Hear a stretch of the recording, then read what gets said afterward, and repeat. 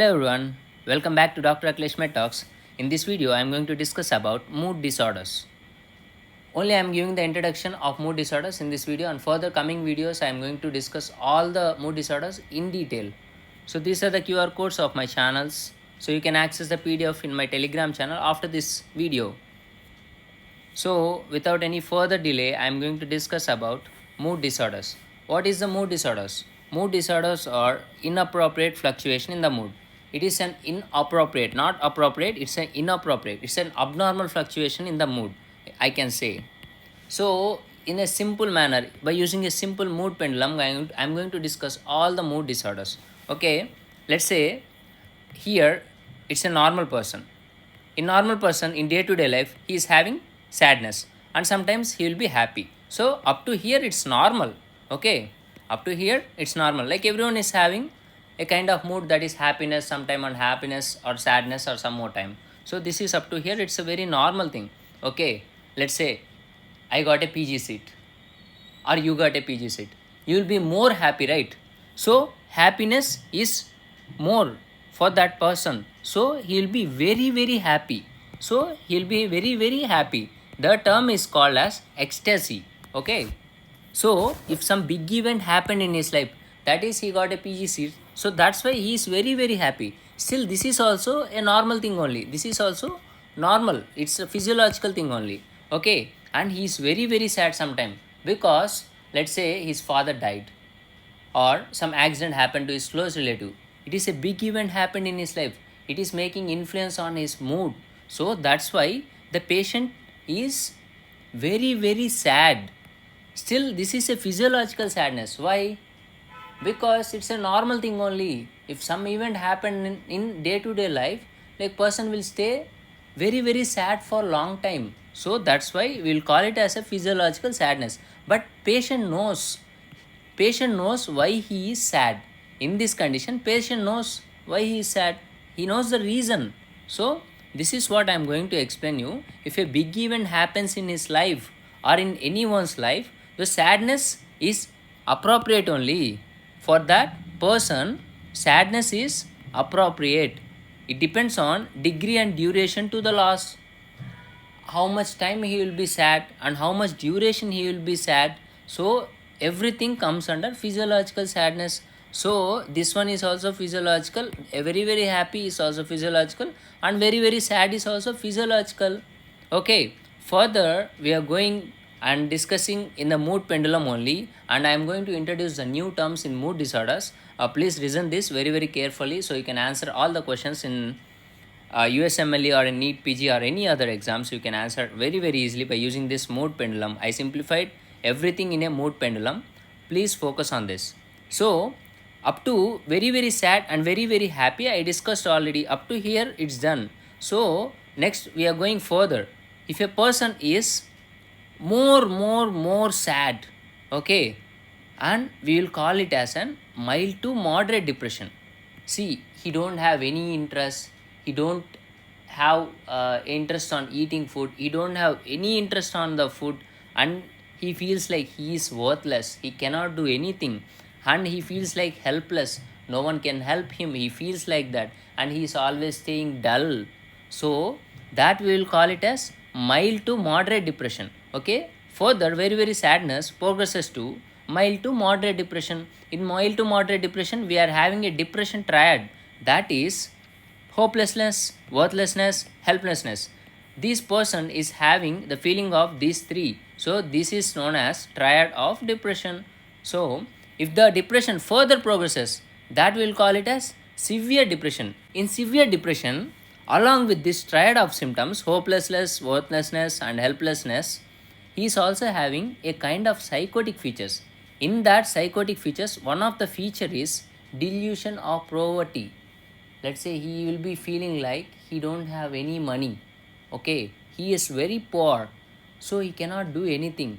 Okay, that's how he will feel. Okay, what's the difference between the mild to moderate depression and severe depression?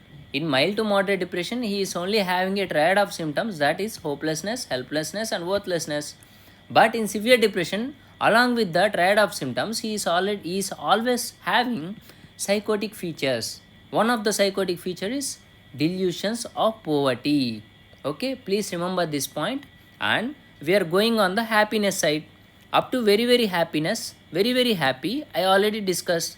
And after very very happiness, okay, a patient is feeling like hypomania. This is a new term, hypomania. Hypomania means inappropriately elated mood, means his mood is very very very very high, means he is talking very fast, he is walking very fast. Normally we walk in normal manner, but he is walking very fast, he is walking very fast, and he is talking very fast, so we cannot understand that language. Okay, and he is grandiose. What does the grandiose mean? He is saying that he is the richest person, he is the greatest person, he can do everything, and the world is beyond him. Okay, and the world is, and he is above the world. He thinks like he is above the world, and he is above everyone, and he thinks like he is powerful person. That is a grandiose mean. And the next one is a pathological high confidence and high energy. Let's say this person is having overconfidence and over energy, so that's what the inappropriately elated mood mean. So these features are seen in hypomania. Let's say the hypomania person is there, and that hypomania person, if not treated, then he further progresses to mania. Mania, this is also a new term.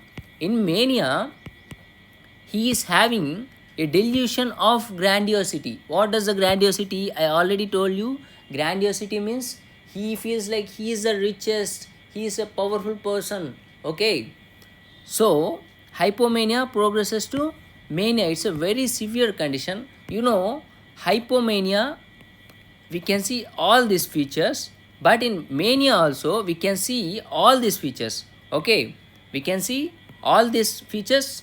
Along with it, the mania will always occur with depression. Mania will not occur alone. Mania will always occur with depression. Remember this point. Mania will always occur with depression. Whenever you giving treatment to mania, you need to treat the patient for depression also. Okay, remember this point. Okay, I finished with mania and hypomania as well, and I finished the depression and severe depression and mild to moderate depression. And I am going to discuss about two important terms, that is dysthymia and cyclothymia. So now what is dysthymia?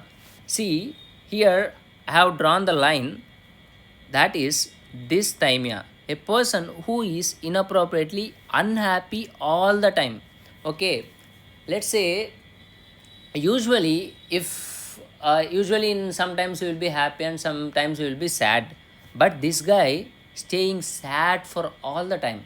Okay, he is searching the things that is making him very very sad, so that's how he will be like always staying irritated, and he feels like always sad, very very sad. So it's a low and mild form of sadness. It's a low and mild form of sadness, that is dysthymia. He will be staying inappropriately unhappy all the time, that is known as dysthymia. Okay, but in cyclothymia, okay, cyclothymia always combine things of hypomania and dysthymia.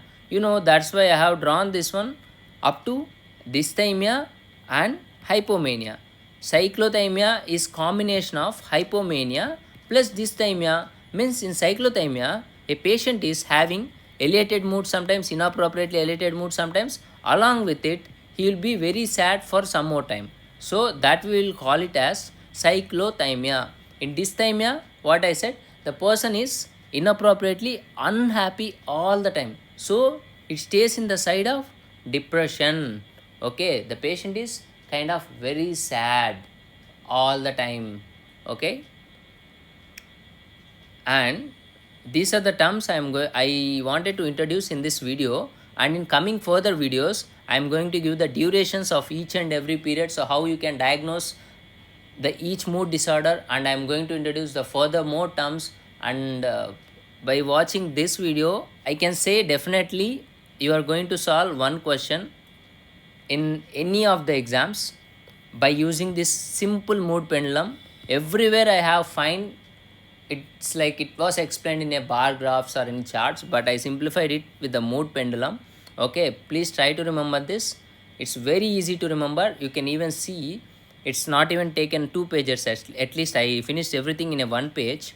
Okay, so in further sessions, I hope you will watch all the further sessions of mine. You will gain the one extra mark by watching my videos. Thank you everyone for watching my videos.